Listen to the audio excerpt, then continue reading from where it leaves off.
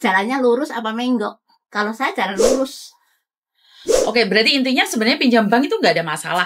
Yang jadi masalah itu karena kamu tidak bisa membuat uang itu berarti. Iya, betul. Karena kebanyakan dikirim saudaranya nikah dikirimin uang, pesta besar-besaran di sini itu yang salah. Bayar utang. Misalkan, saya punya saudara 3. Kakak, adik, kakak saya adik. Dia pun nikah besar-besaran. Kamu punya modal nggak? Punya uang nggak? Misalkan kita kan saudara, kita hanya bisa bantu bukan semuanya. Misalkan kita bantu 1 juta kayak 2 juta, kita ikhlas. Jangan pernah berharap kembali. Itu prinsip saya. Loh, tapi kan sampean berarti nggak sayang sama adikmu dong, nggak dikasih uang banyak untuk pesta-pesta dong? Loh, bukan nggak sayang. Adik sudah lain, Mbak. Dia pun punya keluarga, saya pun punya keluarga. Bukan saya yang ngurusin semua. Kalau dia kan mau tanggung jawab kamu, soalnya kamu yang keluar negeri. Loh, dia pun di rumah sudah keluarga sendiri mah, ada usaha sendiri mah. Bukan kan kamu nikahin adikmu? Oh, bukan nikahin adiknya. Misalkan adikku, iya sih, adikku dulu sebelum ini dibiayain semua. Cuman dia sendiri pun tahu, nggak usah besar-besaran. Yang penting nikah. Adikku kan laki, laki kan di situ memang di kampungku memang berat sih. Ya wajar lah kayak orang-orang. Cuma nggak begitu pesta-pesta besar buang uang. Soalnya kita hanya yang penting nikah, ijab kabul, bawa apa ke rumah istrinya. Kita nggak terima sumbang. Justru kita manggil orang, suruh apa namanya ya, ngormati, selamatan gitu aja. Suruh ngormati. Jadi uang kita sendiri, nggak terima sumbang. Itu prinsip keluarga saya gitu. Oke, berarti sampean bukan keluarga yang hura-hura. Iya. Beberapa anak kan di sini gayanya. Gayanya kan saya tahu. Gayanya di sini. Wah, ya. Tapi kan kalau dipikir kan gaji sama. Sama. Kenapa penampilan sampean sama mereka beda? Apa yang membedakan? Saya pun nggak tahu. Kalau yang penting saya penampilan biasa, tapi saya dompet mau penuh. Itu prinsip saya.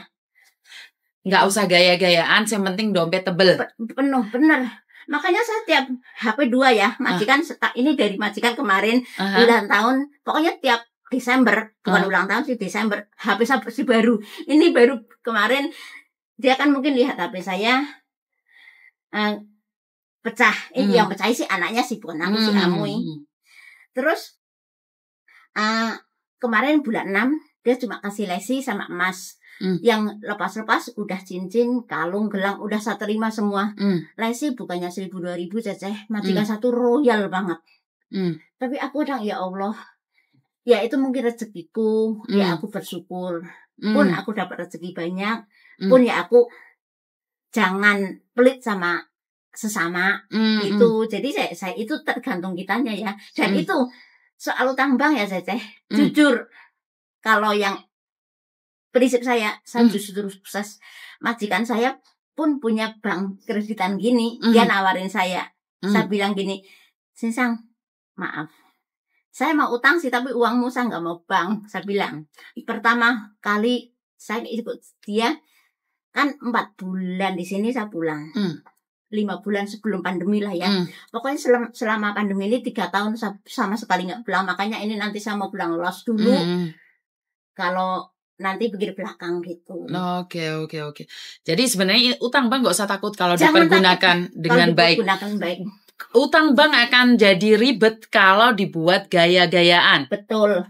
Makanya saya kalau libur, bukannya saya nggak mau kumpul ya. Saya di rumah pun udah kerja, capek. Di rumah mau libur, mau keluyuran, mau ini, mau itu. Kok uang dihambur-hamburin?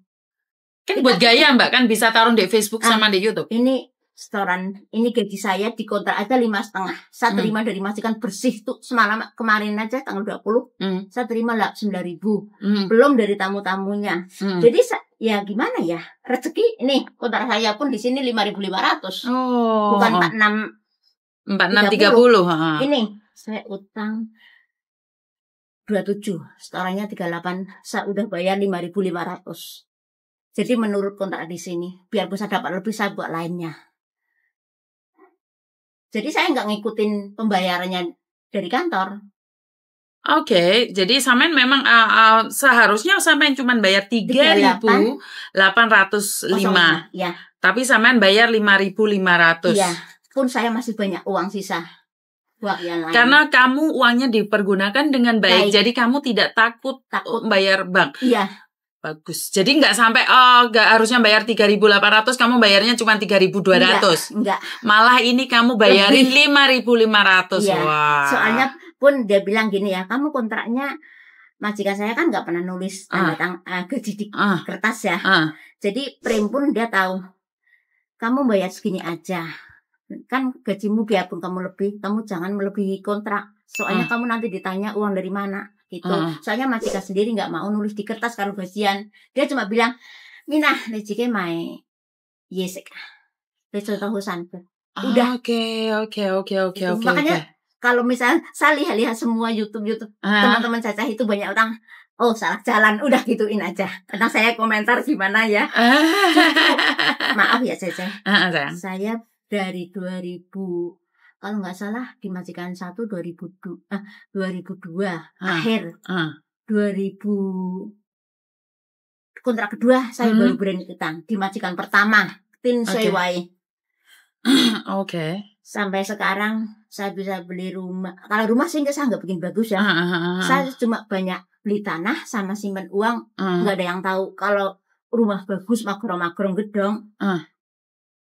Dikira kita ya biarpun kita uang banyak janganlah dikasih tahu ke orang gitu. Jadi orang tua saya pun pesan rumah kamu material bisa dibeli, tanah kamu nggak ada yang jual.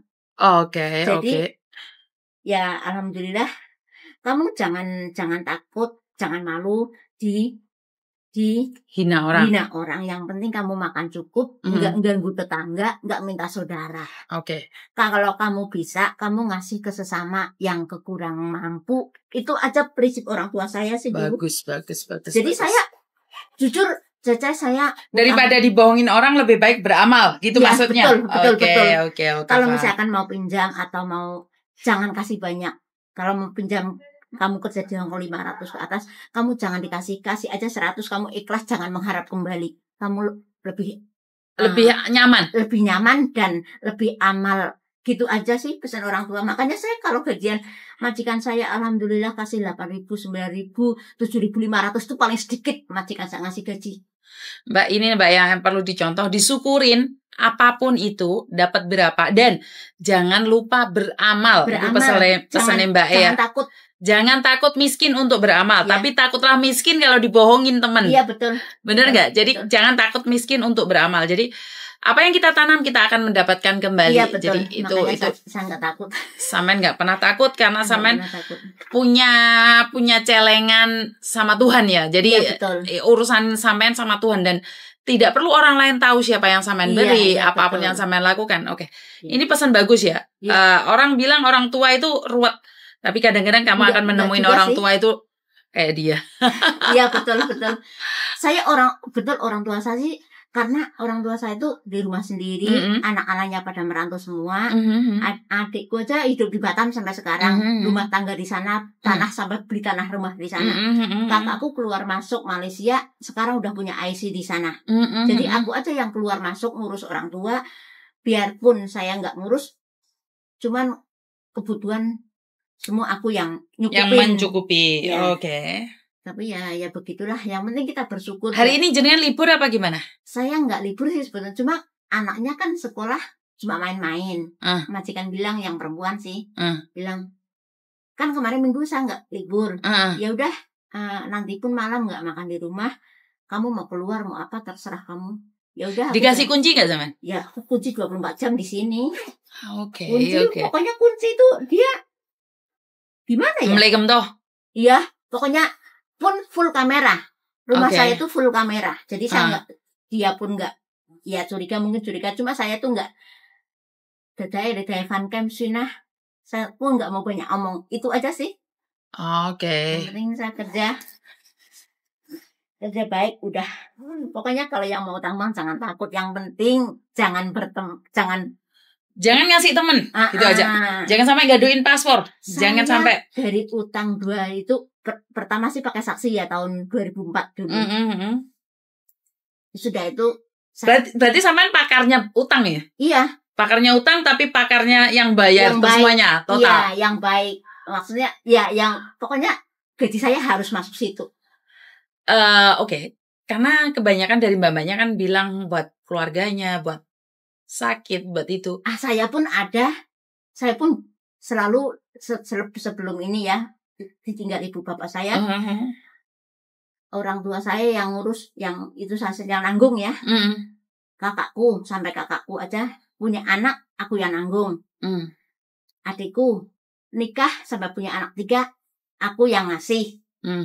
Ya apa sih kita yang ngasih sih nggak banyak ya, tapi kan biarpun 2-3 juta uang di sana mau cari di mana. Sampai sekarang udah besar sih adik-adik anak-anaknya adikku. Jadi udah nggak perlu. Udah ya, tidak lebaran pun misalkan dia anaknya 3 saya kasih 500 3 orang gitu ya.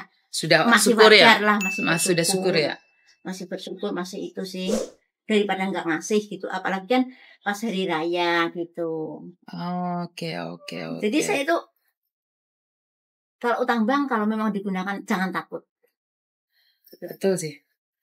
Selagi dipakai di jalan yang benar. Benar. Karena uangnya itu kan bukan dibuat foya-foya. Iya. Kalau uang dibuat foya-foya itu ngeri. Tapi kalau uang itu gini loh Mbak, soalnya ada dulu yang bilang utang bank sebenarnya nggak perlu utang bank, uang dikirim disimpan sendiri juga ada, itu sebenarnya cukup. Tapi masalahnya keluarga yang di Indonesia itu makan tuh kita, bayar listrik tuh kita, kan berat di situ. Nah itu ya kadang beda keluarga, beda orang, beda ngurus manajemen uang ya. Kalau aku sebelum bapak ibuku meninggal, saya selalu jatah, pokoknya dari keluar rumah merantau. Misalkan saya gaji 1 juta, saya buat orang tua 200 buat dibagi masuk. Iya. Oke, sebentar ya Mbak, ada telepon masuk.